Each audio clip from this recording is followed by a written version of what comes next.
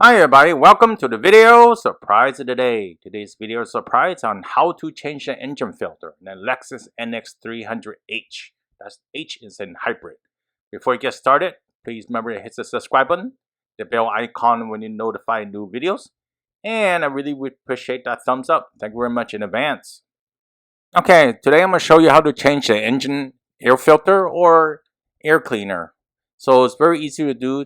The two metal clips over there, you just loosen up, but note the ends over here, you got two latches like it's under a ring or something like that. You probably see that. So you have to slide it out. That means you're standing to the right in front, and you slide it to the right.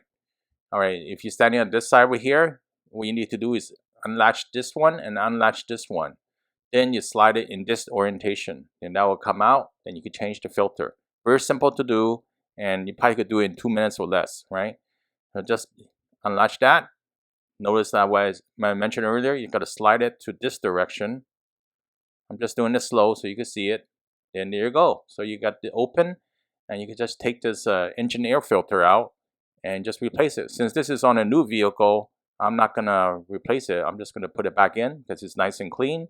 Notice the OEM one usually have more pleats and most other ones that are generic. So keep that in mind. It's better for the engine, trapping more dirt. And to put it back, you need to do is make sure those are aligned at the end over there. The bottom piece, I'm not sure the camera really captured that well over here this time around, but it needs to capture and slide it in like that under the ring, so it loops around under the ring over there. You see if we get a picture of that. All right, so that you can see that over there. See both sides. There's two of them over there. Once that is aligned, all you need to do is lift this little clip back up over here and do the same thing for this other clip over here.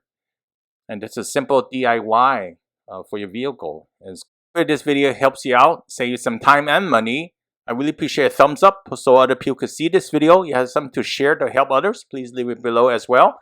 And I see you next time. Have a good one. Bye.